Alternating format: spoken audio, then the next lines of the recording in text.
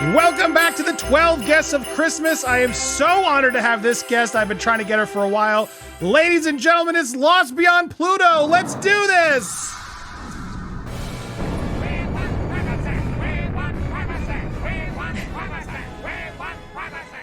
Welcome to Popcorn Palace. I'm Andy Signor, and yes, it's our 12 Guests of Christmas. And look who it is, Pluto herself from Lost Beyond Pluto. How you doing? So glad to finally have you here. No, I'm doing great. It's been a long time coming. We've both been so involved in the Johnny Depp Amber Heard case, and now we found ourselves in the Markle debacle. It's funny of all, and we may talk about this later. I may do it over on the other channel, but we cover a lot of the same things. It's true. And I know about Pluto because we actually talked during the Johnny Depp trial. She did a wonderful job covering it. I know a lot of you guys who follow me then probably were following her there. And I'd always been paying attention because, yeah, then she was talking about Jada and now Meghan, and we've been crossing a lot of the same streets. And so I'm glad we get to finally have this conversation on this holiday stunt spectacular. And you've been doing really well. I guess I want to just let these conversations are more just getting to know our guests and then finding something that we really agree on regarding the royals, the Sussexes. But I guess I wanted to start with because I came into this late. My colleague, Steph, the alternator, had really sort of educated me. I would always roll my eyes. I was like the people at the table at South Park who were just like, I don't care. Yeah. And she would just keep telling me more and more. Then I'd start covering it. It was really the car chase.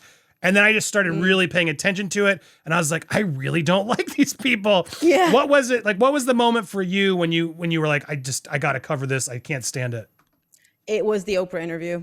I actually tuned in to watch it because I kind of liked Meghan. I was never a fan, but I kind of liked her from what I saw. I had red flags when I saw the engagement interview, but then I kind of forgot about it because I was a kid at university and it wasn't really on the forefront of my mind. But the Oprah interview, I tuned in, and my God, just that kind of switch went off, and I knew she was trouble. I want to talk about today the theme we sort of agreed before was just her narcissism, this sort of villain, energy she has. Yeah. What was it in that interview with Oprah that was sort of beginning? Because you said you were originally like a fan. I think a lot of people were. We were sort of like rooting for her, and she seemed genuine. What was the moment that sort of you first thought, I see a narcissist? Well, it's funny. Anytime I sat down to watch her talk, which is at that point only twice, the engagement interview and the Oprah interview. So anytime I watched her in action and her wedding, I always had red flags. But the Oprah interview was the first thing that I really just sat down and focused on. And I just wasn't buying it. When as humans, we kind of get a feel for when someone's lying or not. And for example, when she started to, cry when she mentioned how she had thoughts about, doing things to herself that are harmful. And I just didn't buy it. And it reminded me of, like, even when I watched Amber Heard, it was that same feeling of, I'm not buying what you're trying to sell me. There's something wrong here. There's a disconnect.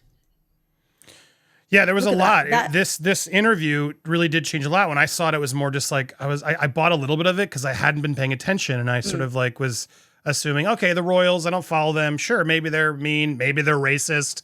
It really felt like in the beginning, there wasn't as much outrage as it's been now, I would say. Would you agree? Like, it seemed like there was a lot of people who sort of bought what she was selling.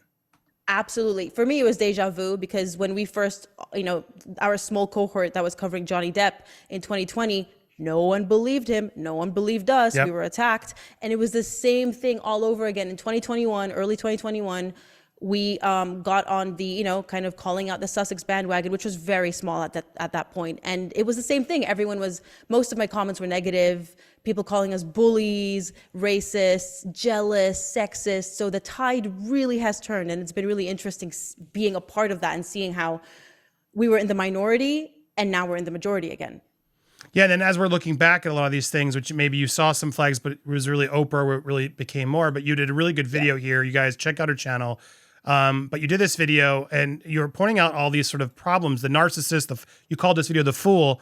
But I love this part you were showing sort of at the wedding and remarking on the fact that she had really one guest, like her mom rather was there, not her dad, not her family, not a ton of friends. I guess she did have a couple, to be fair, but it was very minor that she had countless strangers all there.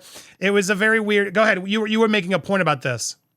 Yeah, well, the whole point of this video was to show how, obviously I'm not a psychologist, but we can talk about human behavior without being psychologists. And she has this problem where she has zero concept of optics. She doesn't know, because she's so stuck in her narcissistic mind, how odd and how selfish and how off she comes across to the world.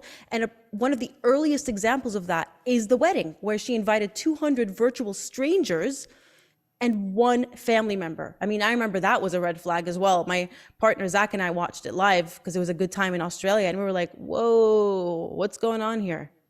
George Clooney got the invite. Yeah, yeah. And he said at the reception that he'd never met her. Yeah. It's just odd, which is odd. I mean, I could sort of like, all right, it's the royal thing. It's a very big fancy event, and that's part of it. And maybe she was sort of doing it, but what was it after that? So we're seeing that notice then, and then were there other moments throughout before the Oprah interview you're like, ooh, this girl's not looking right? Yeah, the South Africa 2019 tour they did, she had an interview where, after being amongst such poverty and strife and hardship, the woman had the audacity to stand there and complain that no one asked her if she was okay, right out of Diana's playbook. So that was definitely, for me, like, I guess if I really had to, in hindsight it's 2020, but really that was the moment where it's like, okay, there's really something sinister and insane with this woman. I mean, I don't mean insanity in terms of mentally, but she's just so out of touch. Yeah, I mean, the word psychopath has been used on this channel by others who are describing her, like narcissist. Where do you fall? Like, after now a lot of time you've really watched, you do a lot of content around her. I know you're not a doctor. Yeah. It's just like a lack of empathy. There is a selfishness to it. What are those qualities that you pinpoint, and why? In terms of, you want me to kind of pin it down to whether she's more of a sociopath or a narcissist? Yeah, I mean, do you think she is? Honestly, the term sociopath crosses my mind a lot. Because not that a lot of people don't understand, but that term really is like a lack of empathy, all these things where she does fall into that. Mm-hmm. Yep. And that's something that they take to the extreme much more than narcissists. But the thing is, and again, I'm not a psychologist, but I'm very interested in this stuff.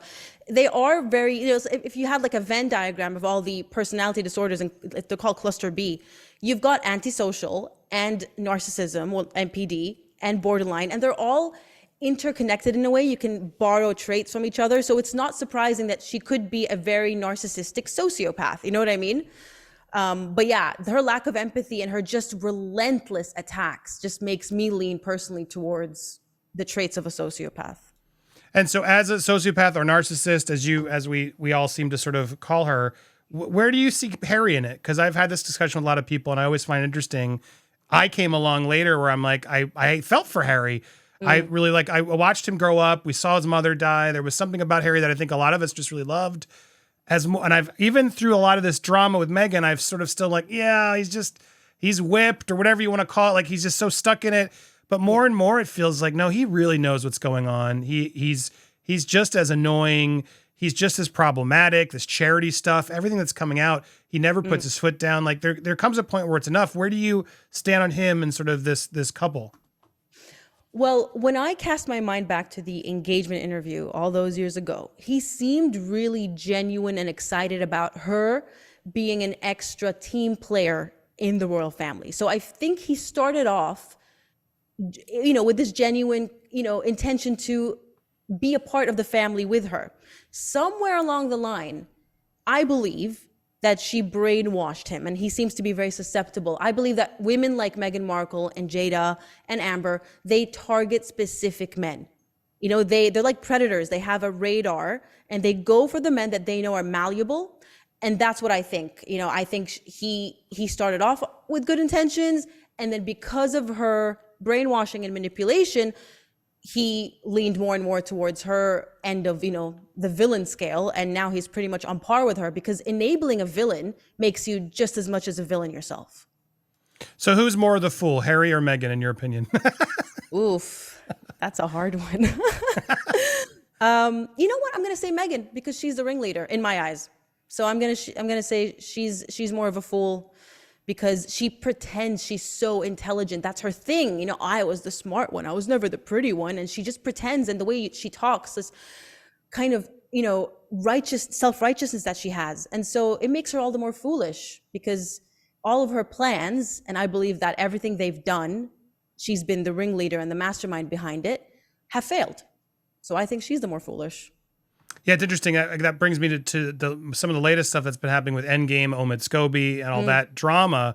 Their lack of silence has been so telling to me, because it's exactly they're letting the thing happen that they accused the royals of doing for so long, which was the no comment.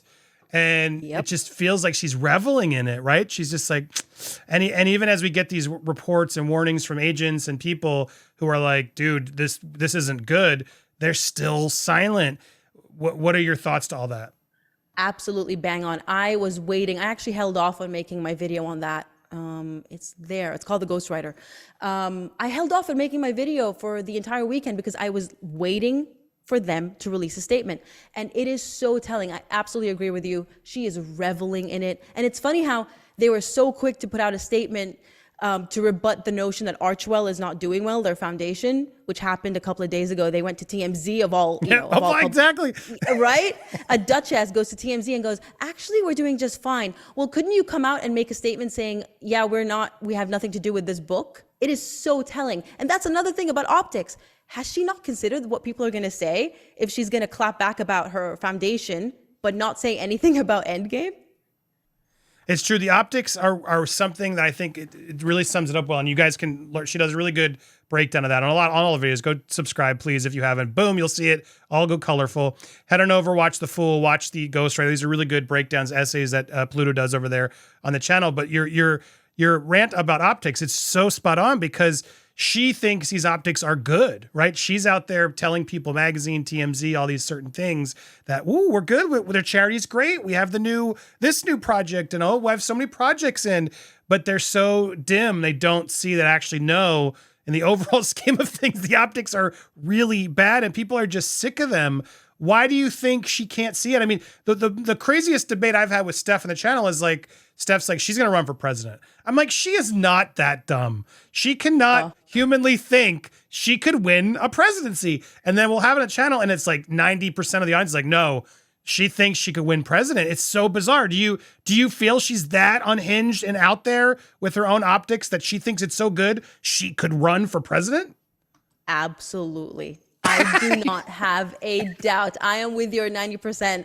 Absolutely. I mean, she's delusional in her narcissism. That's the thing. It's like she can't think straight. She is so just tunnel vision and obsessed with herself and her desire to one-up Catherine, the Princess of Wales in particular. That was actually what my last video was about, the obsessed. She is absolutely unhinged when it comes to her obsession with one-upping Catherine. And I actually believe, I don't think I've ever said this on my channel, I believe that her jealousy of Catherine played a huge part into why she just couldn't assimilate into the royal family. That's interesting. You say that out loud, and I totally agree. Because again, I've come into this later as a dumb American who just didn't really care. And then I sort of was forced to care. And then it was that damn car chase, that New York car chase and the South Park combo where it all was like, boo, like the light bulb. And I'm like, oh, I totally get it now. But yeah, it's weird that jealousy of Catherine is so legit. And she's so classy. Catherine is so classy and doesn't get the same kind of optics. Like she just lets the classiness work, whereas Meghan's always out there. It's very bizarre. I would not be surprised at all if that was really, because she seems to be very jealous of a lot of friends. We talked to Jessica Mulroney, that friend of hers, the BFF. I can't say too much yet. I'm hoping to bring her on at some point, but it was really telling how quick Meghan even cuts her own friends off. Yeah. And I don't know if you know that full story, but it's kind of crazy. Jessica was just canceled and falsely labeled this racist. Meghan could have solved it like that and was like, yeah, yeah, that's what she does. Dipped out, and it's so weird. And it's just, she can't see other strong women around her. She seems to be so insecure and jealous of all these people around her that she'll just let them burn and die, or she'll get so jealous that she'll go against them. Are there other examples you can think of? Well, I just want to say, firstly, on the Jessica Mulroney topic, I do know about that whole racism story. However, I know that you probably have more information on it than I do. I have, there are a lot of stories that are not really favorable about Jessica herself. So I'm hoping she can come in and clear them up for everyone, because in my eyes, in my eyes, she needs based to. On the stories I've heard, she's not exactly a saint herself, but again, let's let her talk. An example of another example is she didn't have any bridesmaids. Meghan, think about it.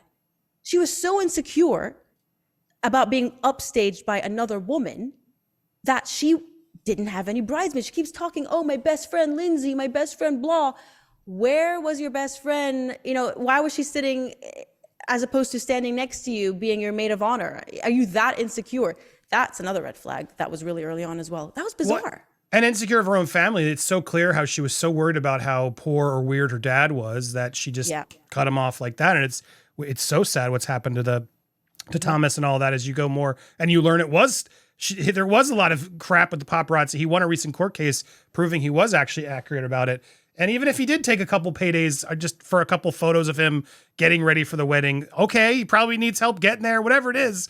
Doesn't bother me to suddenly cut it off till even on his deathbed, which she's done. It's all very telling how she cuts these people off, how insecure she is, all falling back into, this narcissist, psychopath sort of approach where it's the lack of empathy, I think, that really comes around to me, that she plays this charitable person right out there, this role playing of this character that's so charitable and anti-bullying, but then wants to stop the First Amendment, doesn't control the internet, but has her audience bully everybody behind the scenes. It's really quite ugly. Final thoughts on Meghan while we have you here listening to the audience.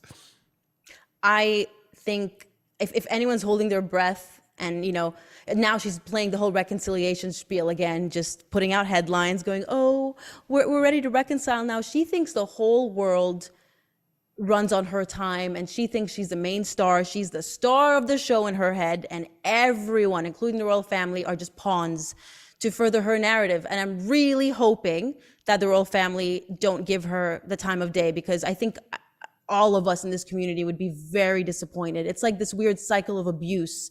And if they fall into it, I mean, what are we going to do? It's like, well, you did this to yourselves this time, right? Because fool me once, shame on you, but fool me twice, hopefully they're not going to fall for her bait. Hopefully we can all agree, guys. Check Lost Beyond Pluto over on YouTube. You can subscribe there, follow her reports, her essays, a lot of stuff. Her and Zach do a great podcast as well. Please give her a follow. Go show her some support. I want to have you back. I want to talk about it. Maybe we'll do it quick. I want to compare Amber, Jada, and Meghan. We're going to do this. Yeah. We're going to do it with Pluto. So check over Planet. We'll get that at some point too. Thank you guys so much for watching the 12 guests of Christmas who will be here tomorrow. You never know. So hit that subscribe button, hit it here and over on Pluto's channel, hit the bell so you get the alerts, smash that thumbs up, and leave your comments down below. I want to hear from you guys. Thank you so much for watching. Stay tuned for more here on Popcorn Palace.